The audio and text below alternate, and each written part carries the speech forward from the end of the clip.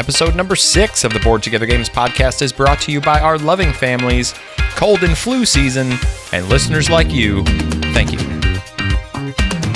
In this episode, we discuss some amazing games that you can play with your family and friends over this holiday season, and we discuss the details of the first ever Board Together Games podcast board game giveaway.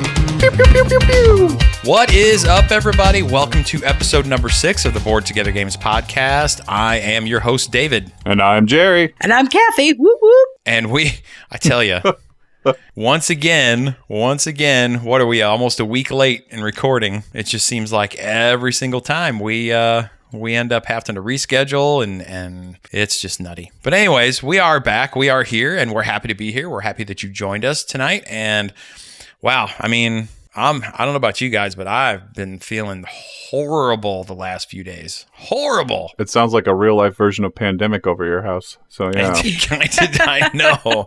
Well, you know, I was the only one that had it. And then just earlier this evening, my wife said, yeah, I'm going to have to take something. I'm starting to not Oh, no. I feel something. I'm like, great. You know, honestly, it seems like every year I get sick over Thanksgiving, which in a way I'm kind of thankful for, because I used to get sick all the time, but recently we've kind of been doing a much better job of taking care of ourselves and just being real intentional about our health and things like that. So, you know, I'm on a supplement regimen and things like that. And so I don't get sick very often anymore, but when I do, it knocks me out pretty good. I will say this. I've been taking colloidal silver, and colloidal silver, you know, you can buy like the stuff over the counter that's got the zinc and all that stuff in it that's supposed to shorten the duration and severity of colds and stuff like that. Mm-hmm. Colloidal silver is way better than that stuff. So if you get a chance to get your hands on some of that, that's where it's at. Let me ask how you take it. It's a liquid. It's just a liquid, and you just take a dropper full and you just mix it in water or something else that you're drinking, or you just take it straight.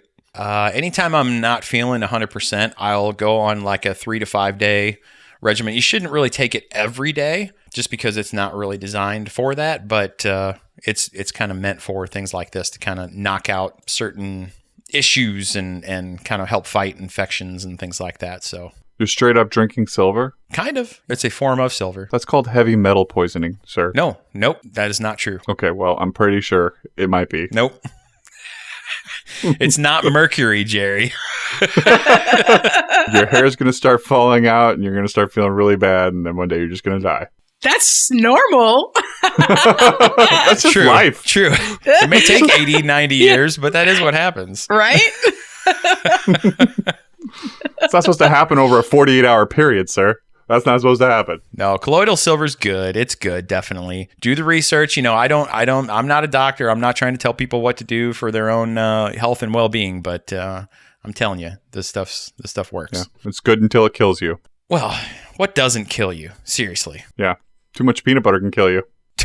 Too much peanut butter can kill you? Uh-oh. Oh, I remember it was like, I was in college, so it's like 2002, they came out with this thing that said, yeah, peanut butter causes cancer. And then you look at the actual study, it's like they're feeding like the weight of a rat's, you know, giving him basically his body weight in peanut butter every single day. And yeah, then he developed cancer from too much peanut butter. You think? Wow. Let's skew those numbers. Yeah. Let's just go ahead. So basically, if I'm eating 100 pounds of peanut butter a day, then yeah, I'm going to die. That's just science. That's going to happen.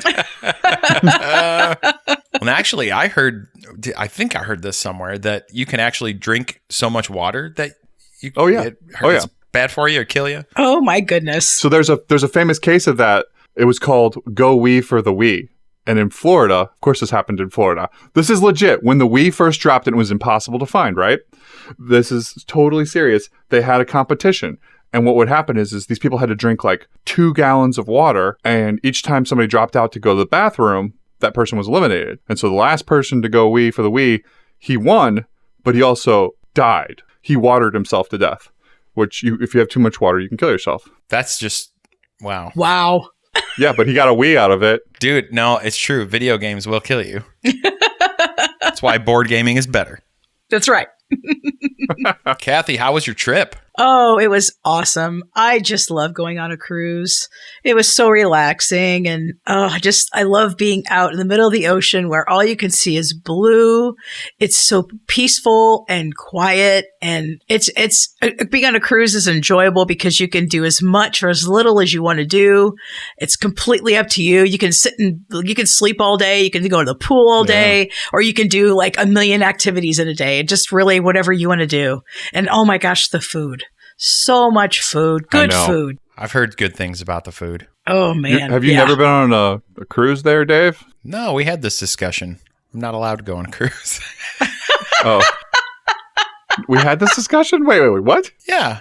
Karen is not. She's kind of anti-cruise. Well, she doesn't like to be in a situation where, well, let me put it this way. She envisions herself freaking out, being on that boat and not being able to see land anywhere. And that freaks her out. So that's highly specific, but okay. It is, but you know what? It's understandable too. I could see that. Well, the cool part is that if she doesn't want to go outside and not see land, she can stay inside, and all it does is it feels like you're in a city. So you don't have to even think about that you're on the water. Well, but that's just it. She will think about it. It's like me, and I talked about this last time, being claustrophobic. If I was on one of those below deck rooms that are really small, even though I know everything's fine, I still know that I'm, you know what I mean, that I'm closed in, surrounded by heavy gauge steel, and there's nowhere for me to go in case of like some sort of emergency or an issue, and it freaks me out. So we both have weird things. I mean, we all have weird things, but that's our stuff. I'm glad that's not my weird thing. Do you often play Leonardo DiCaprio in your mind? No, I don't pretend to be an environmentalist and take private jets everywhere that I go. Oh, wow, you took that a right turn. Woo! No, it's a left turn. Well done. We are so losing listeners as we speak here. It's funny. So you were in the Caribbean, right? That's right. I was. We went to Cozumel, Costa Maya, and Grand Cayman. Just a quick question. How many AK-47s did you see? 0. What? 0. There were no active rebellions or revolts going on in any of those countries? Not in the ports at all. You don't see any of that stuff. No, it's pretty safe they keep there. that stuff away from the touristy stuff, don't they? When we went to Belize, I think it was our honeymoon trip, which would be like 17 years ago. We went in onto the port or onto the dock, and man, it was like every 10 feet there was a soldier with an AK-47. Down a ways, they had like an armored personnel vehicle. Like, it was hardcore, and I'm like, I don't think we're going to go very far out. No, I will say a couple years ago when we went to Jamaica, the port itself is built up really nice, and it's a really pretty shopping area.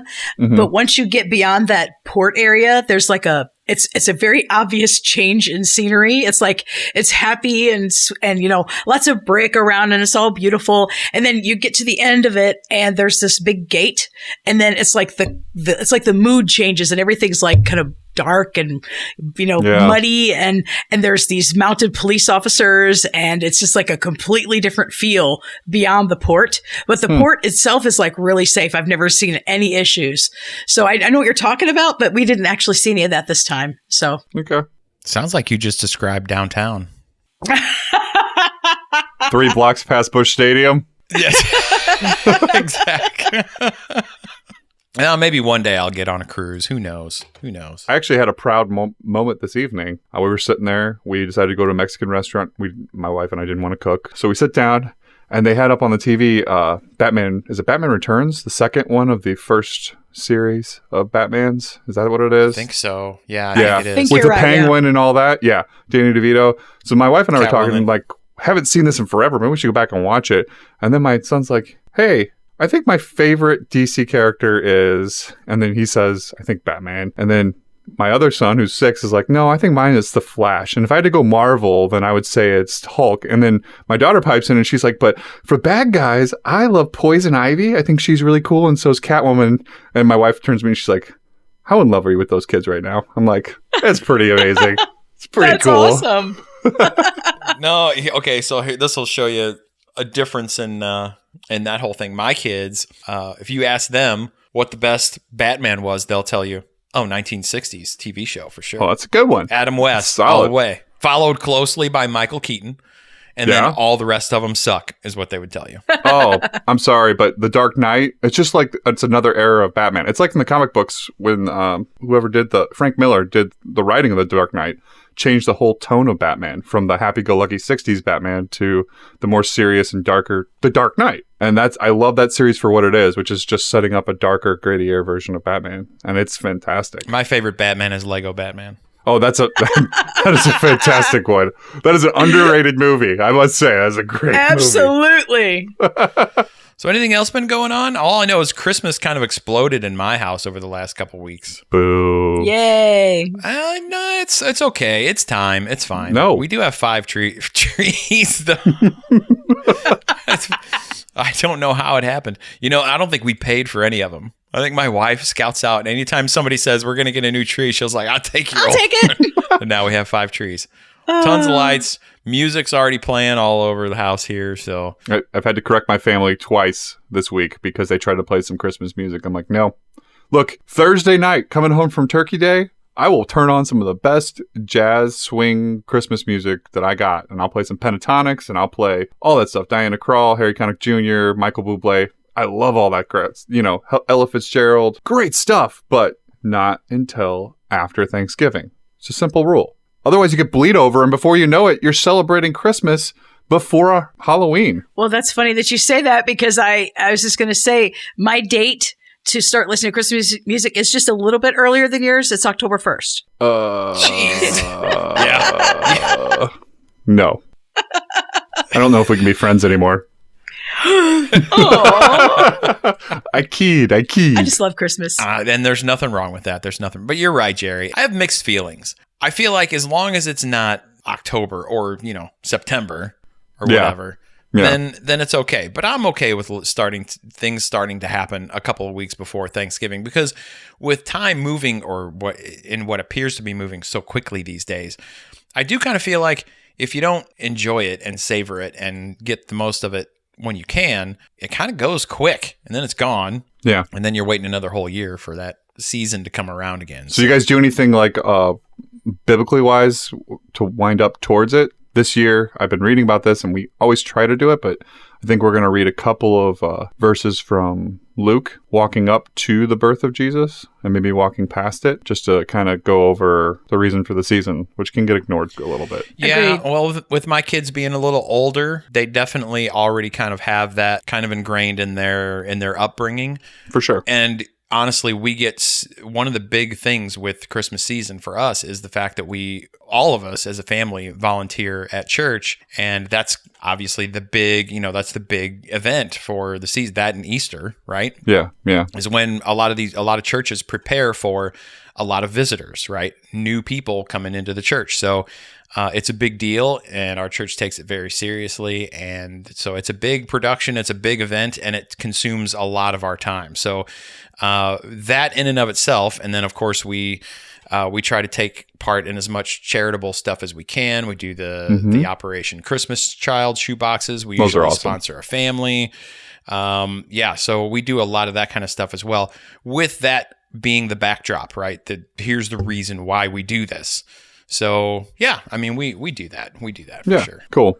Yeah. So what I'm going to do actually for the preparation for the season is I saw something about if you read Luke all through December, you start with the 1st and go through the 24th. There's 24 chapters. So if you read a chapter a day, you read the entire book of Luke.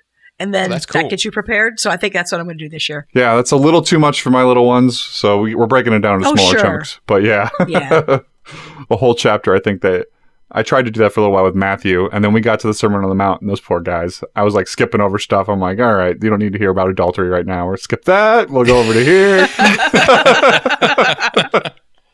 Well, in the interest of keeping things a little bit lighter this episode, with a couple of us being under the weather, Jerry is going to talk about a little bit heavier game that he's been playing, and then we're going to discuss some lighter, simpler card games in this episode that might be good options for you to play with your family. So, Jerry, why don't you go ahead and start us off? Sure. Yeah, we got to talk a little bit about different thematic universes that are out there, and this one has been one I've been wanting to play for a while. It's been out for a couple months. It's a 1 to 4 player game called Star Wars Outer Rim by, and I'm just going to say, Corey K, because I do not want to slaughter his last name. It's put out by FFG, Fantasy Flight Games, and I must say they have one of my favorite games of all time. It's the asymmetrical two-player game Star Wars Rebellion. So when I saw that they were doing an Outer Rim, I thought this could be fun. And if they put it together right, maybe it'll be a home run as well. So the whole idea is that you're a smuggler or a bounty hunter or just general ne'er-do-well. You're somebody out there who's just trying to live on the fringes of life and gain a little fame and glory. That's kind of the whole point of the game. So you do this by bounty hunting, you do it by smuggling, you could do it by completing daring jobs. Like, for instance, one of them is the famous Kessel Run. So you complete the Kessel Run and you'll get yourself a certain number of fame points and some bonuses and some money as well. How long does that normally take you? To do the Kessel Run? How long? Yeah. Are you talking long in distance or long in time? I was hoping you'd follow right up with that by saying, what is it, 12 parsecs? Or... Yeah. Anyway, sorry. No, you're okay. You're okay. So... yeah, did you ever see the Solo movie? No, I did not. They explain how it's a distance of time because around Kessel, there's something called the Maelstrom, which actually is in the Outer Rim game. And the Maelstrom, you can shortcut through it, but it messes with time. So it's a shorter distance of time, and it can be really dangerous, like your ship can explode. So he managed to do that by cutting through the Maelstrom. So that's how they explain that he did it in a distance of time instead of a time, or a distance instead of a time, I should say. Yeah.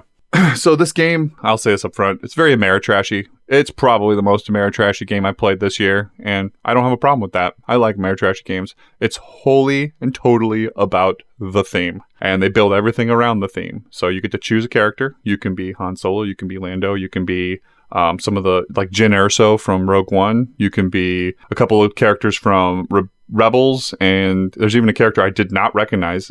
Her name was like Dr. Z or something. I don't know where she's from, which is it's surprising to me because I usually keep up on this kind of stuff. There's a whole range of characters.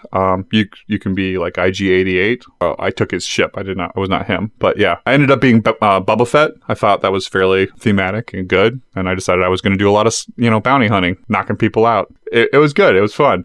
But the game breaks down pretty simply. Setup takes a little bit, but you're going around between planets. The turns consist of 3 phases. Phase 1, you can choose to heal up. There's a lot of battle between you and the AI in this game. Like, you might have patrols run across your ship and you might get attacked there. You might defeat them, but you still take damage.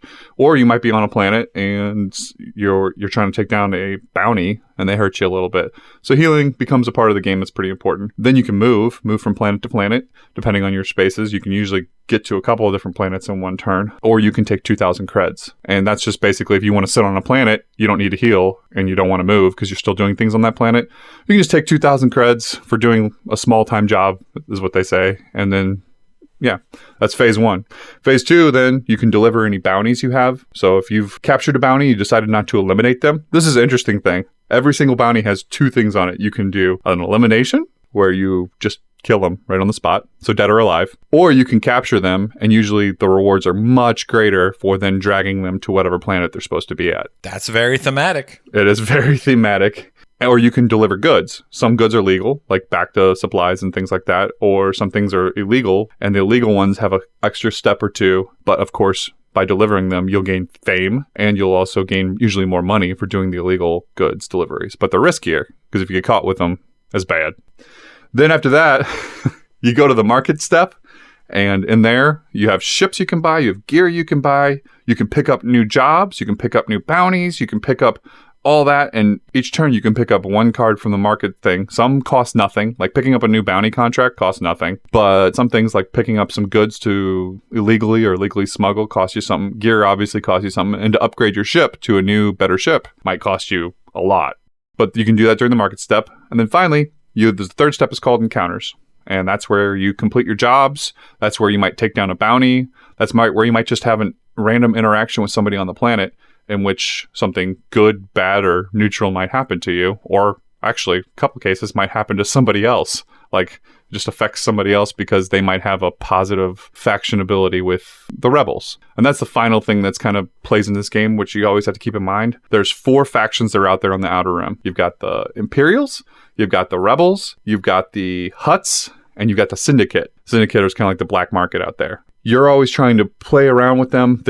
All 4 of them have patrols flying through there. And depending on what your interaction rate is with them, if you're positive with a patrol, you can fly right past them. You don't even have to stop. If you're neutral or with a patrol, you have to stop, but you don't necessarily have to fight them. And if you're negative with them and you run into a patrol in space, then you might have to actually fight them. Actually, not might. You do have to fight them and either destroy them or tuck tail and run after the one interaction. So those things change throughout the game. Like if you do a certain job that's a rebel-based job and you don't successfully deliver a spy that was spying on the rebels to Kessel, then your cred will go up with the rebels, but down with the Imperials. And then if you do something for the Syndicate, which is bad for the Hutts, something like that might happen. Or if you do a special favor just for the Hutts, maybe your thing goes up for the Hutts. So that's always changing on the board, which is kind of a cool little thing and something you got to keep in mind. To win, get fame points. Become the most famous rogue in the galaxy, which is just 10 fame points. The game ends immediately as soon as somebody gets 10 points. Jesse did win last night.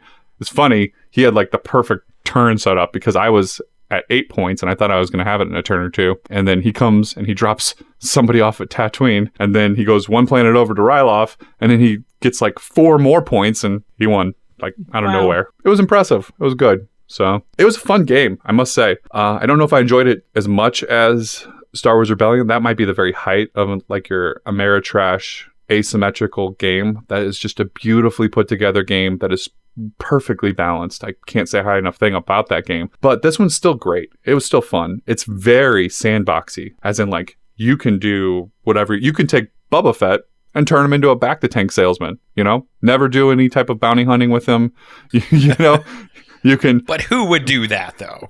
I know. Oh, Han Solo was driving around the Slave One. He stole my vehicle. I was very upset about that. He stole my ship. That was Jesse. He grabbed my ship. I was pretty angry about that. What? Like, that's mine. What are you doing? That's just not right. And I looked in the rules. There's no way to gank somebody else's ship, which was kind of messed up. I was hoping there was. So that's the one thing that's broken about this game. I should be able to rip somebody else's ship off anytime I want. Yeah, I would think so. Land on their planet and just steal their ship. That seems right. That'd be great. Doesn't work that way. That's okay. I got the IG 2000, which is the IG 88's hunter drone. It's a pretty good little ship. Has lots of power. So it was a good one to have. So yeah, it's a very Ameritrashy game. Very sandboxy. It can be a little overwhelming. One of our players had a lot of choices. I mean, you can do any number of things every turn. And so you kind of got to plan out your turns and know where you're going. But it was a great play. And I'd like to play it again. Yeah, fun game. Star Wars, Outer Rim. What'd you guys think? Oh, you guys didn't play. Haha. No, we didn't play, but I would really like to play this game. Yeah. It sounds like something that I would enjoy for nothing else but the theme. Right. Yeah. So I'm a sucker for Star Wars. So I would be happy to play this game. I don't know that it would necessarily be something I would want to play all the time. For sure. But yeah, I would certainly not turn down the chance to just kind of go through that whole experience. And, it's funny. Sometimes I wonder, it seems like more and more in the board game industry, there are things that tend to line up with other pieces of pop culture. And I don't know that was always the case in the past, but yeah, you said this game's been out for how long? I think it's been 2 or 3 months. Yeah, somewhere in that range. And I can't help but wonder if some of that kind of ties into the whole, big release of Disney Plus and The Mandalorian and that kind of thing. So could be. It kind of seems, well, especially with it being Fantasy Flight, they seem to be a little more in tune to that kind of stuff than some other publishers out there. So yeah, I wonder if that's the case. Well, they did release when Force Awakens dropped, they released that Star Wars dice game. I'm trying to remember the name of it. It was like released Destiny. Yeah, it was released just a month or two, or maybe a month or two after Force Awakens, which I thought was really timed. And it had Rey in it, and it had BB-8 in it. It had like all the characters that came from that, which was them playing perfectly into that. And I used to play a ton of Star Wars X-Wing miniatures. And when that movie dropped, they dropped Poe Dameron's ship. They dropped a couple of the other ships. They put out the new X-Wing, which was the updated X-Wing, which was more powerful. They got a bunch of the different ties that weren't available with the old one. And so they were playing right into that to make sure they were on top of those things, which was smart on their part, Yeah. Historically, with board games, it seems like that's not always been a good thing. Yeah. Well, and video games have suffered this too, right? Pixar will come out with a new movie, and then they'll come out with a video game for it, and usually those are horrible. They're just trash, right? Except for The Lion King. Except for The Lion King, huh? You ever play the Nintendo's, or was it Super Nintendo, Lion King? No. Oh, No. That thing was a great playthrough, and it was ridiculously hard. It was crazy, but I remember me and my brother just sitting there trying to defeat different levels of that one and playing that almost as much as like the latest Super Mario Brothers or Zelda that had dropped. So that was one exception. My example the other way is probably E.T. for the Atari 2600. Oh, that's a classic. Just horrible tried to tie in and just terribleness. Complete garbage. Yeah, just awful. Oh, man. How about you? Would you join us with the game there, Kathy? Oh, I would definitely play it just to see what it's like. It's definitely not my kind of game. For sure. But I'm not opposed to trying it at least one time. I might end up liking it. I'm not as big of a Star Wars fan as I am a Star Trek fan, so I don't know enough about like the IP to be like, oh, this is awesome. Yeah. But I know enough that I would kind of understand. Like, I know Tatooine and I know the X-Wing and all that stuff. But yeah. It's funny. I literally flipped a coin to see if we were going to play Star Trek Ascendancy or Star Wars Outer Rim yesterday. I was like, I could play either one, so let's just flip a coin. And yeah, Star Wars Outer Rim won. Cool. I'm glad that the coin went in my favor. Then I can play Ascendancy. Yeah. That's another one that'll take a while. I mean, our playthrough with teaching it and everything took about 3.5 hours. I think if everybody sat down and knew how to play the game, and if I had known how to set it up initially, I think playtime would have been around 2 hours, maybe 2.5 hours. But yeah. And that seems about right. I mean, that's a fair amount for a bigger game like that. I mean, that's just how it works. You can't believe what they put in the boxes these days anyway. You cannot. Right? It's just bull. It is. So that's Star Wars Outer Rim. So a game that I've been playing a lot of lately is Five Crowns. This is a card game by Marcia Falco, set into Enterprises Incorporated, 1 to 7 players. This game is rummy, but with a twist. What you do is you play 11 rounds, starting with 3 cards in your hand, and each round, then you increase your hand size by 1 card, ending with 13 cards. So there are 5 suits, and for each round, there's wilds that are equal to the number of cards in your hand, which an example would be if you have 4 cards in your hand, the 4s are wild, as well as the jokers. Jokers are always wild, right? That's correct. In the deck, there's 3s to kings, and they're in the 5 suits. So that's a total of all those plus the 6 jokers in the deck. So on your turn, you're either going to draw a card off the deck, or you're going to choose the latest card that's in the discard pile, and you're either going to keep the card that you've chosen, or you're going to choose to discard it. And the card that you keep was going to be working in your hand to build sets of 3 or runs of 3, at least, in your hand. The goal is to have your hand full of either sets or runs of 3 at least. And when you reach your goal, you're going to discard your last card and lay your cards out on the table, showing that you've reached your goal.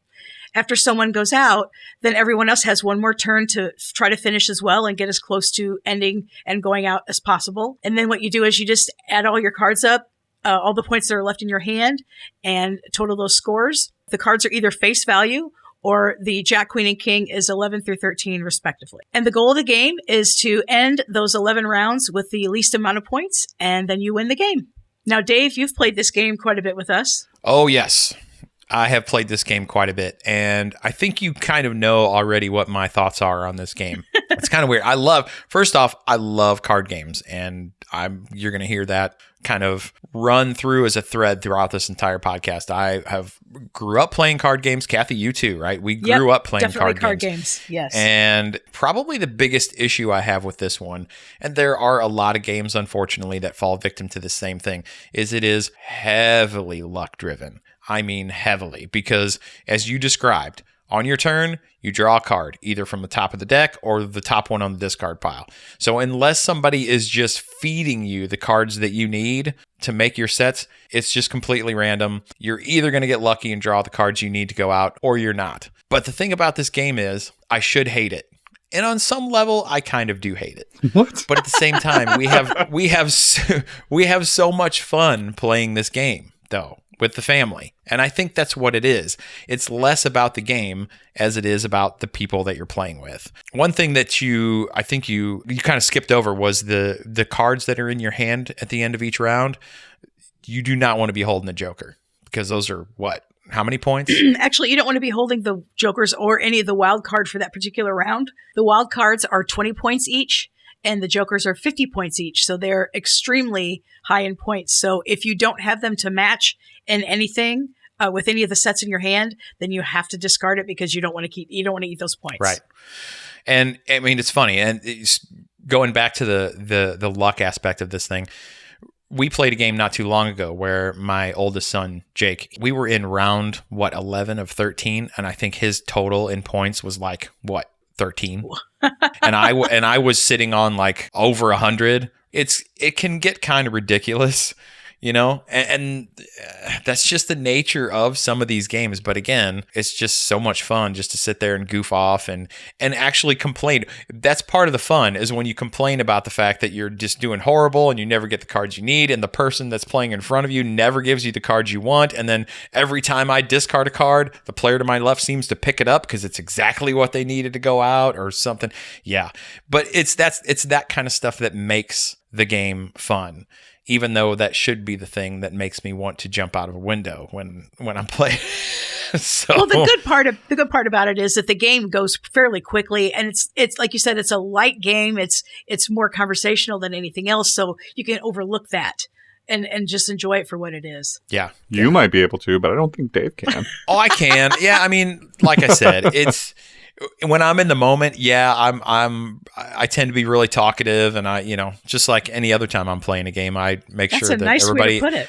Yeah, I make sure everybody knows exactly how I'm feeling about what's going on. Never a question with Dave. Yeah, you guys like to point out all of my flaws, and I appreciate you for that. Thanks. By the way. Hey guys, we love you. I just want you all to know that I'm pretty sure I'm going to lose this game right before I win it. That didn't happen at all on Sunday, did it, Kathy? No, not at all. Yeah. We were playing a game called Merlin. It's a Steffenfeld design, and I'll have to talk about that one coming up here pretty soon, because I do have some things to say about that, but I'm not prepared to talk about it today, unfortunately. But honestly, I really felt like I was getting just terrible luck on my turns, and just there's kind of an element almost of roll and move in this game, which is kind of weird. But because of that, and the fact that there's very few ways to mitigate it, I really felt like I was having a horrible performance in this game. And I kid you not, I had one turn right at the end of the game that I had just pulled the perfect draw of a card, and I was able to get 14 points in one turn, and I ended up beating by 1 point. I beat you by 1 point. Oh no, it was more like 5 or 6. No, I don't think so. I think it was really close. But anyway, yeah, that happened again. And I don't do this on purpose, because I don't think I'm feeding false information. I really do feel like when I say those things, then I'm not doing well. But then But I predicted in round 2 that he was going to beat me, even though I was winning at the time. I said, "You're going to pull it out and you're going to win. Watch." You were winning by a lot. And I bet you $50, didn't I? Well, we didn't really go No, through the bet, you did. But I offered to bet you $50, and you said, "I'm not taking that bet." Well, back to these card games, Jerry. I don't know if you've played this, but I have not. Are you familiar with this style of game where you kind of have these sets? Another one I would put into this is same kind of category as Phase 10. If you ever played Phase 10, we used to play Phase 10 all the time. In fact, when my wife and I were dating, one of her favorite games to bust out would be Phase 10 between usually one of her sisters, me, and her. Phase 10, the only thing I remember about that game is it just took so long. I felt like it was a game that never ended. But I get the whole matching thing. This one is shorter than Phase 10, but it still can go pretty long. Yeah. I've never actually played Rummy, so I don't understand. I guess Phase 10 is a variation on Rummy too? Is that what it is? Well, Phase 10 is a variation on Rummy as well. Phase 10 is where you get the sets and the runs. Yeah. Okay. So never having played Rummy, I guess I had nothing to base that off of. But then, yeah, I mean, I never minded Phase 10 except for its length. That's a luck-based one as well. Because we played that when we were on vacation earlier this summer. We played one round of it, and we were playing, I think it was 2 hours. And I got stuck on round 2 of that thing. And I did not break out of that for 6 or 7 rounds. Oh, that's I could frustrating. not. Yeah. And then above me, my brother-in-law, Aaron, he was stuck on 3 or 4 for a couple of rounds, and I passed him, and then he jumped out to 4, and that's what it was. So I got stuck on 2. He jumped out to 4 really quick, And then he was stuck at 4. I passed him and got to almost to the end, and he finally broke out of 4. It was just ridiculous. So the reason I bring that up is because it's a similar type of game to me in that it's frustrating. It's really not that, to be honest, that good of a game, but it can be enjoyable if you're playing it with the right people. So that being the case, you having played Phase 10, this is that same kind of feel. So with that being the case, is that do you enjoy those types of things, or is that more of an annoyance for you and you'd rather not play them? So in all honesty, I bust them out because my wife seems to enjoy them and her family members seem to enjoy them. I would never volunteer to play that. Although if it was short enough, like that's my biggest complaint, I would probably play 5 Crowns because it sounds like it's a shorter version of that. So that is 5 Crowns. And on the theme of card games, I would like to talk about a game that is in my top 10 games of all time. And with this one, you basically just play with a regular old deck of 52 cards plus a joker, and that game is Pitch. This game, as far as a designer, publisher, the year it came out, I have no idea. All I know is it's something I've been playing since I was a little kid with family members, and it's always been a really good time. Now, this game has different rule sets that you can find on the internet that will play anywhere from 2 to 8 players. There's a lot of different variations. The one I'm going to describe today is a 6-player variant that we've been playing forever and ever, and to me, it's just a lot of fun. So this game has no theme, obviously. It's a card game, right? You play with a regular old deck of cards. And you play this game in 2 teams of 3. So you sit around the table and every other player is on a team, okay? And this is a trick-taking game that also incorporates an auction phase, followed by the trick-taking and then scoring. So what you do is you shuffle the deck and you deal out 6 cards to each player. And then the players will, starting to the left of the dealer, go through a bidding round where each player gets a chance to bid, and then it goes all the way around the table one time back to the dealer. So the bid is a direct reflection of how many of the possible 5 points in a hand of this game a player thinks that their team can win. And the points that you can score are high trump card, low trump card, jack in the trump suit, the joker, which in this game is known as the jick, and what is called game. And game points are calculated by counting cards for their point values. And in this game, the 10s are worth 10, aces are worth 4, kings are worth 3, queens are 2, jacks are 1, and everything else is worth nothing. So all of these points must be won by taking tricks that contain them, except for the low trump card. That point is always scored by the player that actually owns the card. So when it's the bidding phase, you can bid 1 through 5. And if you bid 5, that's kind of known as shooting the moon. It's kind of a phrase that you hear in quite a few card games, actually. And if you succeed in shooting the moon, your team actually scores 11 points. And the reason why it's 11 points will become apparent a little bit later. Otherwise, you're going to score points that you achieve by taking the tricks during that round. So if you as a team fail to meet or exceed your bid, then you lose the points equal to whatever it was that you bid. So typically the bidding ends up usually at 2 or 3 will be the winning bid. Sometimes it's 4. Every once in a while somebody shoots the moon, and it's super exciting. So the player who wins the bid also gets to declare what the trump suit is for that particular round. And then he proceeds by leading a card. Typically it's going to be a card that's in that trump suit, and then play proceeds around the table like any other trick-taking game. Like most games like this, trump cards beat all other suits. So the card rank in this game is ace is high, and then king, queen, jack, then jick, which is the joker, then 10, and then on down the line to 2 being the lowest. Each player plays a card per turn, and the high card wins the trick, and then that person also leads the next trick. Players must follow suit in this game at all times, and once the last trick is taken, players figure out who earned which points. They count the cards for game and add these totals to their scores. And usually teams are going to play multiple rounds in a game until one team has reached or exceeded 11 total points, and that team wins the game.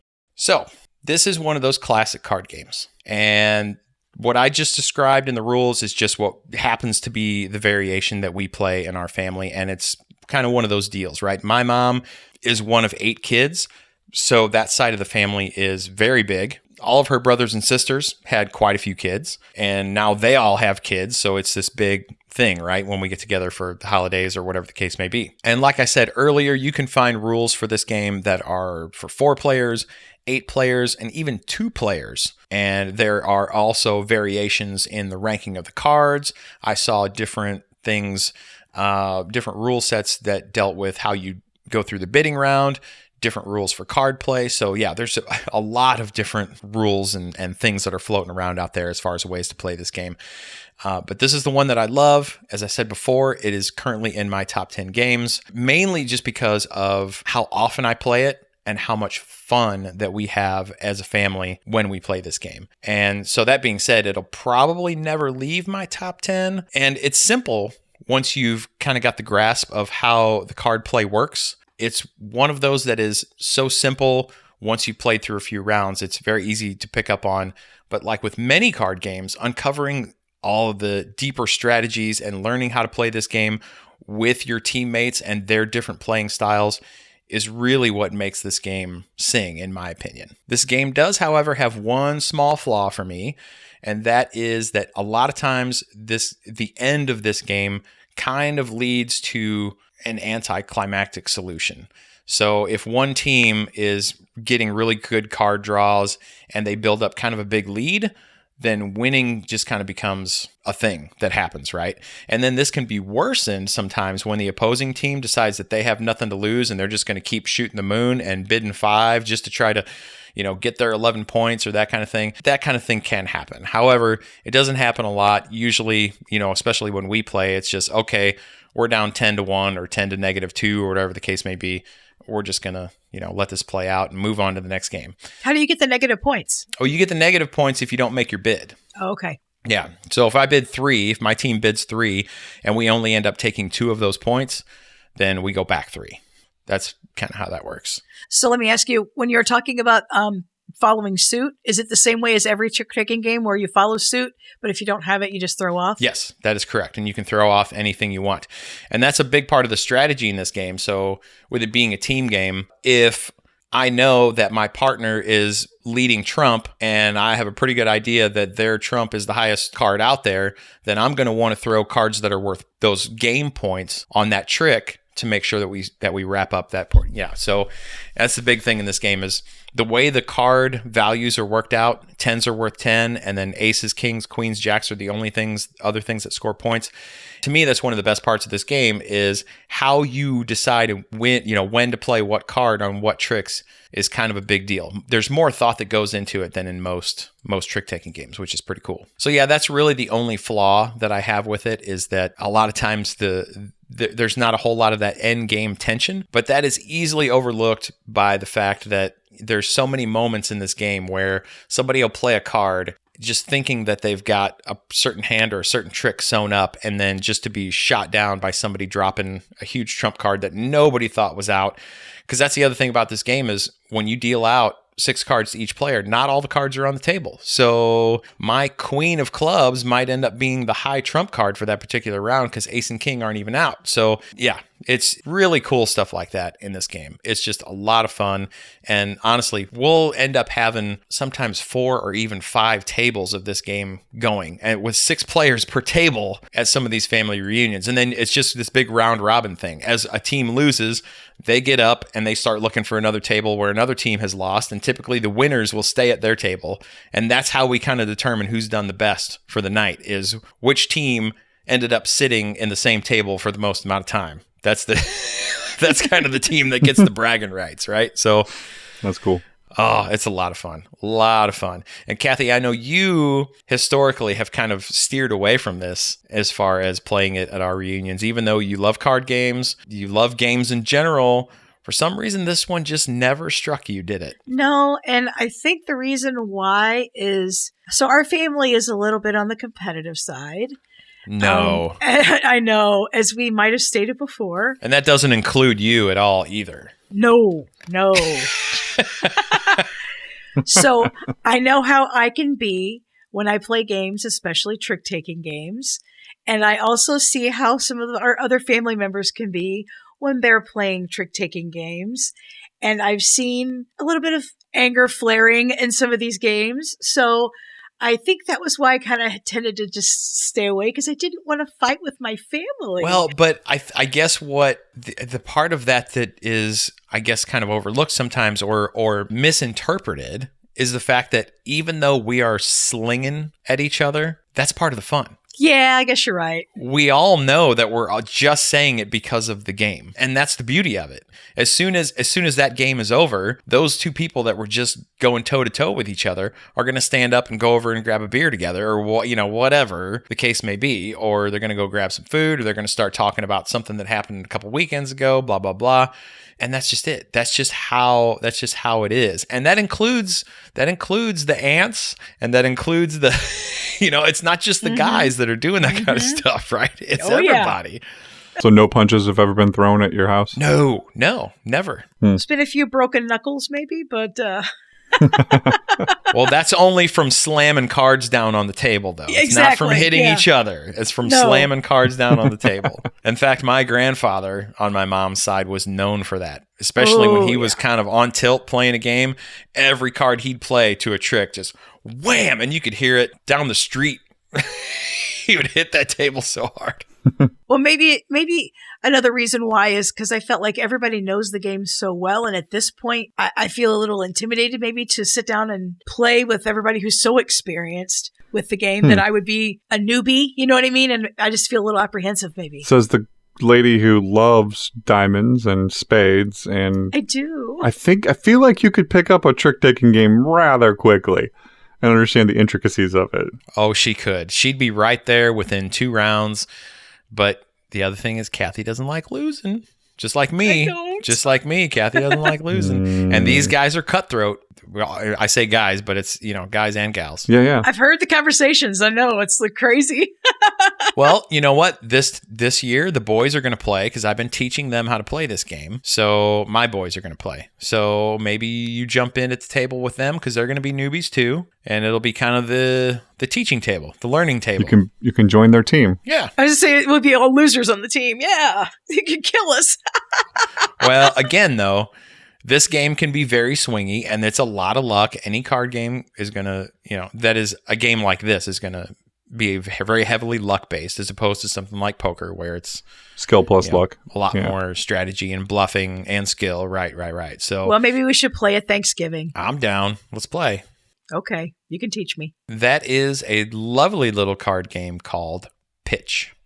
All right. Well, our topic for this week is kind of related to the topic we had in episode 5. But this one is more focused on how we kind of classify ourselves as gamers. And specifically, are we gamers, or is there a point at which we kind of move from being just gamers to being collectors of games? And I don't really know that there's a title that I would give this topic, but that's kind of what I wanted to touch on. And there's a reason why I wanted to talk about this, even though we covered a little bit of this in the last episode, and we will get to that here shortly. But right off the bat, I guess the question that a lot of us ask ourselves sometimes, and a lot of times our spouses ask us, is do we have too many games? Do we have too many board games? And I think I can unequivocally say that yes, I have too many board games. There's just no getting around it, because I have enough games that, and please understand, this is not a boast. This is just for context. I have enough games to where I could play one every day for an entire year and not play the same game in a year's time. And is that necessary? No, it's really not.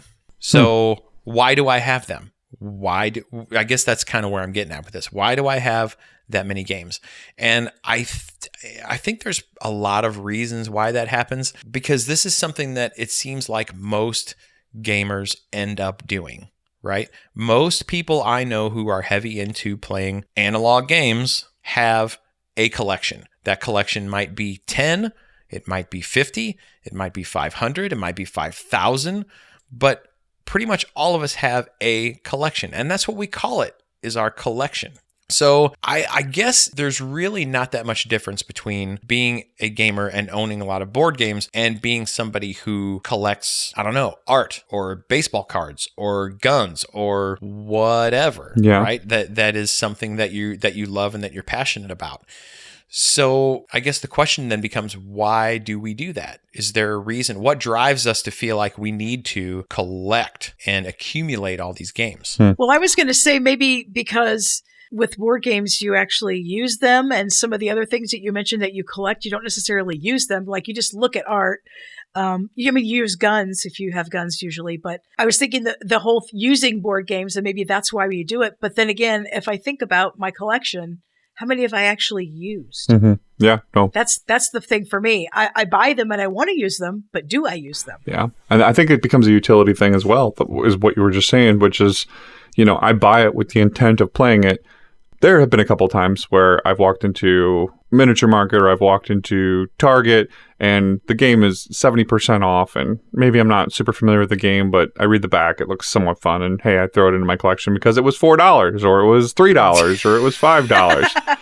That has happened. I will fully admit that.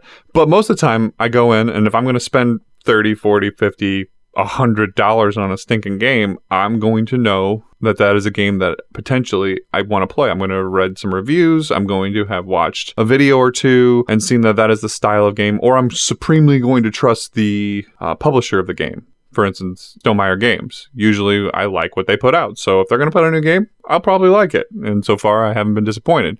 So that's kind of where I come from. But you get this collection on the fringes. You get those one-offs where you thought you were going to enjoy a game and you didn't, and it's sitting on your shelf and you'll never play it again. Is that a game worthy of being in your collection? Well, in the past, I would have said yes. And if you would have asked me why, I would have said, I don't know. Because, and that's the honest truth. Yeah. And there are still quite a few games on my shelf that I look at and go, boy, I really like that game. Am I ever going to play it again? Probably not. Yeah. But I still have it, and I'm not sure exactly why, other than the fact that it can be kind of a task in and of itself to try to find a new home for said game. That's what I was going to say. Exactly. There's games that I would be willing to part with to make my collection more tapered to exactly what I know I'm going to play. But trying to find someone who would want to purchase or even to give the game away, I mean, it's a difficult task sometimes. You have to deal with shipping if they're not local, that type of thing. Yeah. So. Well, I think this year I am going to make a concerted effort at Geekway to unload some of my games. And I thought we all discussed it. Maybe we all come together and get one booth and see if we can't unload quite a few games. I think when I went through it a couple weeks ago, there's at least 7, 10, maybe 15 games that I could dump in a second and not have any second qualms about. Yeah, I've got, probably 25 to 30 right now sitting that I could do something like that with. And if I really wanted to, I could go through and probably find that many more, if I'm being honest. Really? Wow. So me too. Yeah. I think it's actually kind of natural for someone being in this hobby to want to have a lot of games, mainly because when you sit down to play, you just like having those options, right? You True. like having something that fits every kind of a scenario. I know I'm like that because it's whether are you going to play with family? Are you playing with friends? Are you playing with a church group? Are you playing with hardcore gamers? Are you playing with these guys? You never know. So you got to have something that's going to fit every situation just in case. That was an excuse that I used quite a bit. That's a good one, because like when I was playing with that large group of 10, I was buying games and I was considering myself the curator of that experience, I was, after the first time where we sat down and somebody brought categories and somebody brought, I don't remember, and there was just terrible games, and I bust out, Resistance, and I bust out, code names, and I bust out some great ones. They were just like, all right, what are you bringing next week? What are you bringing next month, Jerry? And I was like, well, I can do that. And I was the curator of games for them going forward, illustrations, and just kept busting out good ones. And I was fully responsible when one fell flat. I don't remember the name of it, but there was one, and it was terrible. I don't think they enjoyed it, the whole concept.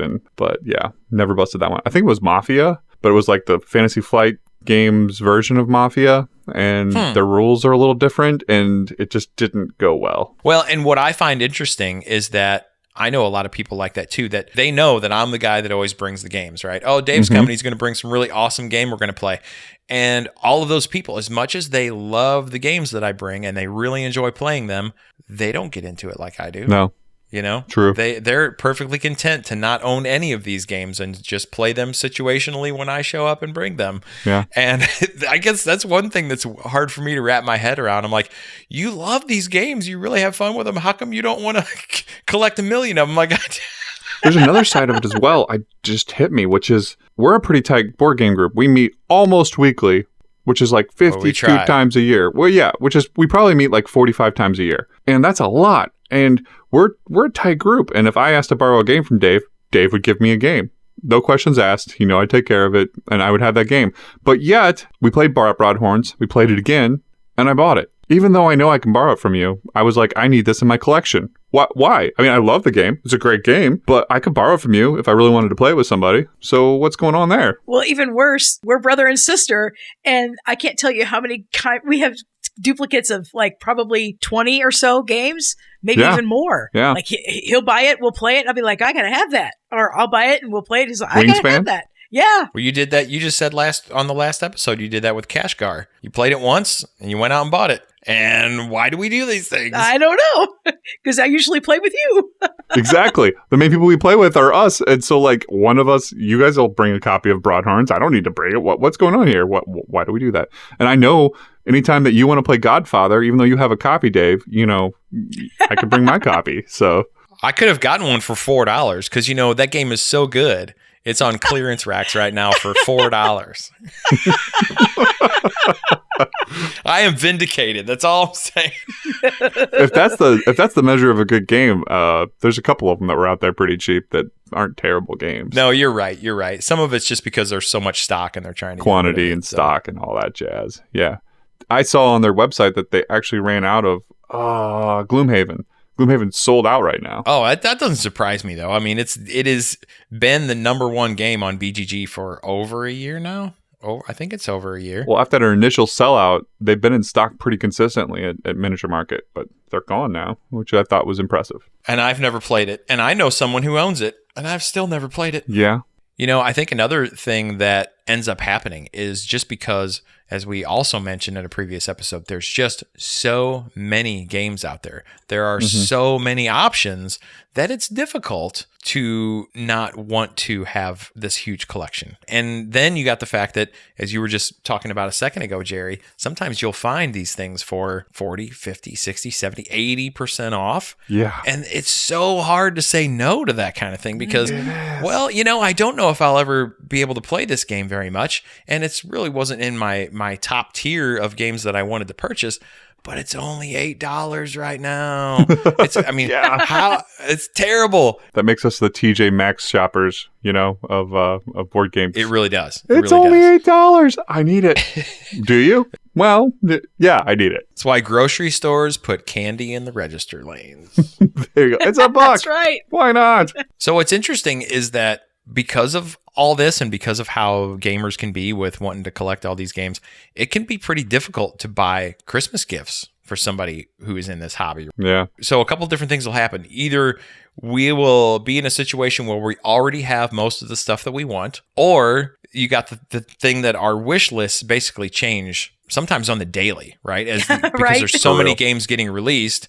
It's like things will drop off the list, things will drop off and come back on, new things will get added. So honestly, this is something pro tip. My recommendation would be, if you're listening, and I don't know why you would be listening to this if you're not a gamer, but if you're listening to this and you're not, and because maybe for some reason you're like, hey, I'm going to listen to this podcast and see if they can give me any kind of gift advice for buying for my husband or girlfriend or whoever, don't try to buy the gamer a game. I know that sounds weird, right? But unless you have like specific access, like exclusive access to their current wish list, or for a fact every game that's in their collection, probably don't buy them a game. because it's just probably not going to end well. It's just probably not. So what I can tell you that you can do is buy something unique that is board game related. So some examples of that might be metal coins, because there's a ton of games that use currency, that gets passed around back and forth and things like that. You earn it, you spend it.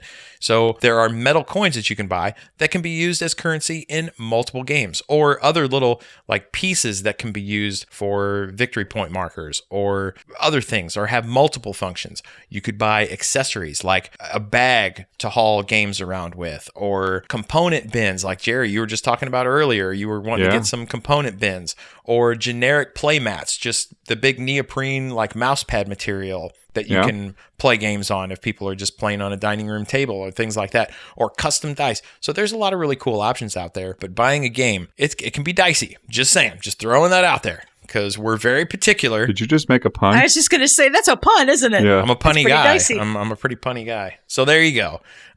We kind of got off on a tangent there of Christmas gifts. But hey, it's that time of year, right? So it makes sense. No, it is that time of year, yeah. And if Megan, you're listening to this, you should definitely pick up on what Dave said. Great ideas, wife.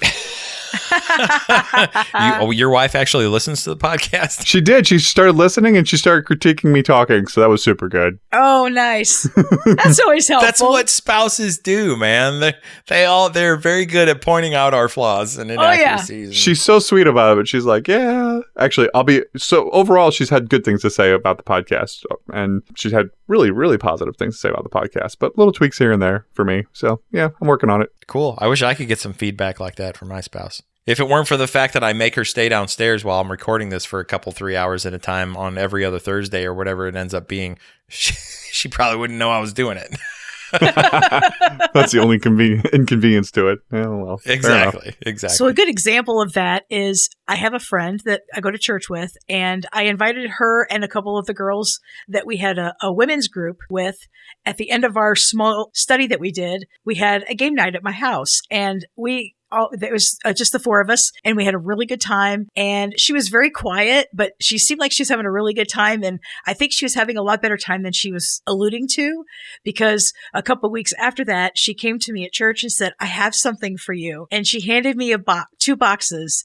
It was 2 games that she found at Goodwill for like $2 a piece. And without looking at them, I couldn't even tell you what they're called. I had no idea what they are. And I'm sure they're not the greatest of games. Aww. But it was so sweet that she thought of me. But the fact that, because she wanted to get me something because she knew that I love games. Sure. So that part was absolutely awesome.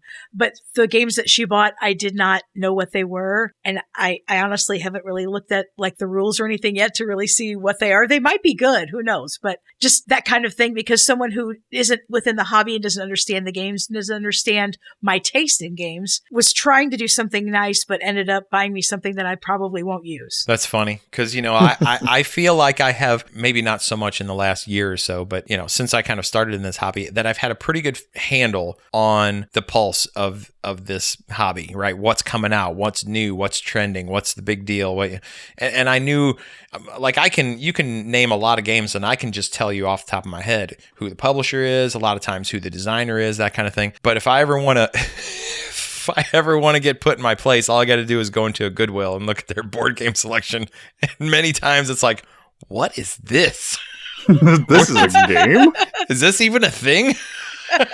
So I think that's funny. Those kind of games always scare me, that they're going to be missing parts. Even if they're $2, I'm like, hey, who knows if they're missing parts? And then you get the whole unknown factor. There isn't exactly a Gloomhaven in a Goodwill. So, No. Exactly. No. Well, what I have been known to do in the past is buy those games for 50 cents or $1 or $2 at Goodwill, just to pull parts out of it and just throw them in a parts bin, just to have them for like extra pieces. Or buy, if there's a game that I know has some pretty cool components in it, I'll buy that just to pull those out of there and put them in a different game that maybe has crappy pieces. That's not a half bad idea. I like that. Oh yeah, no, that's a cool way to go about it. So you can kind of get some cheap game upgrades that way. So another pro tip. So you're a board game Frankenstein, are you? Dr. Frankenstein. Frankenstein. Frankenstein. So I guess when it comes to a collection, and yes, I do consider my games a collection.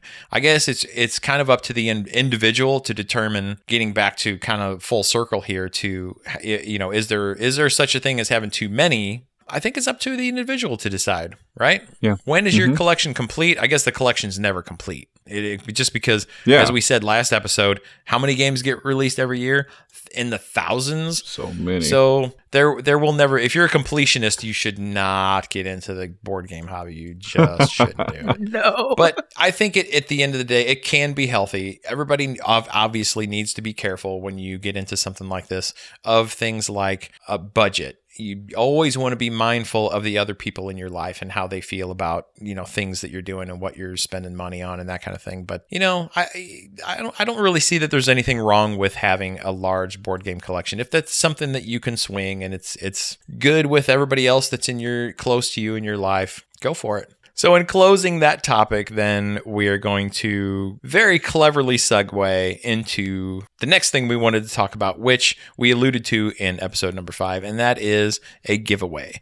We would like to take an opportunity to spread the joy. Yeah. Look at you did there. That we have in our board game collections. Yeah.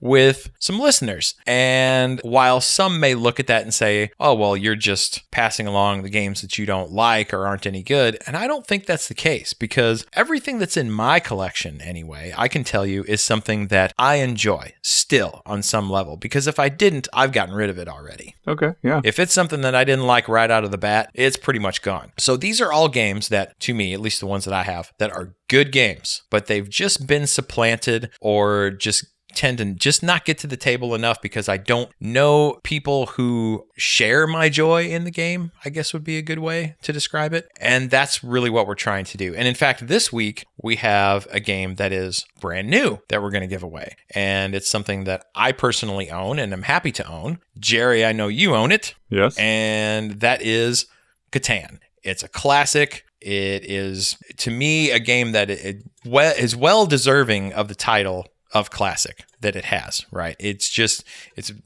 excellent game. It was one of the first games to really push this hobby into the direction that it's currently in. Yeah, I would say it could definitely be given that status. And and now it's ubiquitous with board games, as in, like, you can find it at Walmart and Target. Yeah. And, Barnes and Noble, pretty much anywhere. Toys R Us, yeah. Toys are what? Toys are out of business. That makes me sad. I know. I worked at Toys R Us when I was 16 years old. That was one of my first jobs. I loved that job. Yeah. If it weren't for the fact that it didn't pay anything, I'd probably still be there. So yes, Catan, well deserving of all of the accolades that it's gotten. And it, unfortunately, these days, a lot of people like to give it grief. And I think that's just because it is so popular. It has become such a staple of the hobby community and has had all of the different accolades and things given to it. And that's a shame. I think, for real, that's unwarranted in my opinion. So it is. If you're somebody who has recently gotten into the hobby and is, as we've said many times, this hobby is very much centered around what's the next latest and greatest thing. This is a classic. This is something that really should at least be given a shot if you're serious about this hobby at all, just to see what you think of it. And there are a lot of people in the hobby right now who probably don't have a copy of this game. So we're happy to be able to offer this to one listener. So what are the details? So at this point, I think what we settled on is that we're going to run this giveaway through email. So what we would like to have you do is, if you want to enter to win a copy of Catan, brand new, in shrink, is to send an email to boardtogethergames@gmail.com. And what you want to do is put in the subject field of that email just the word Catan. And if you would, give us some feedback about the podcast. Positive or negative, we just want to know what you think, and some suggestions even maybe on ways that you would maybe think this podcast could be better, whether that be just other segments you might want to hear. If you like just certain things that we talk about, should we just do more games, leave the personal stuff out of it? Or do you like the personal stuff? Any of that kind of stuff, any kind of feedback that you can give us, because we really are interested in being an entertainment resource Yeah. for people. So We want to know. We want feedback. but you don't have to give feedback if you don't want to, but it would certainly be appreciated if you would like to do so. We are going to say that the cutoff for this particular giveaway is going to be 11 p.m. Central on December 15th. So if your email is sent later than that, then it will not be qualified as an entry for the giveaway.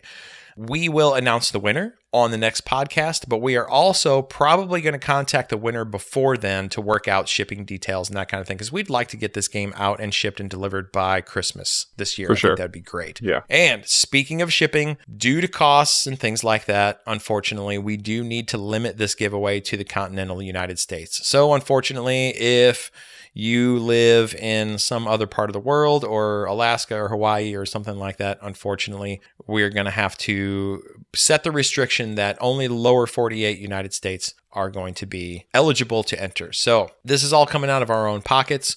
We don't make any money doing this podcast. This is something that is just really a labor of love and something that we all really kind of wanted to do.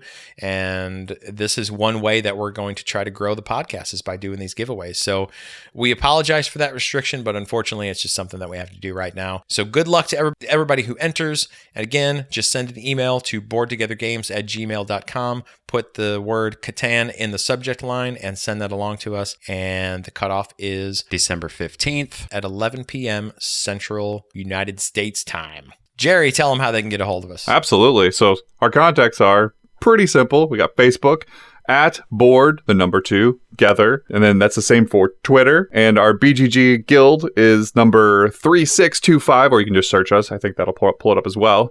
And then you've got our website, which you can go to. There's updated blogs, or we will be updating blogs there eventually. And that is boardtogethergames.com. Easy enough. Subscribe to our podcast. We would love that. Share with your friends. That would be awesome. And give us a 5-star rating. That is the best way to help us, because it will allow this thing to spread far and wide and become super awesome, which is our whole goal. So have a safe, happy, and healthy Christmas season. And if you're bored together, Board together. all right, we'll see you in the next episode. Pew, pew, pew, pew, pew. Did I mess it up? I didn't mess it up.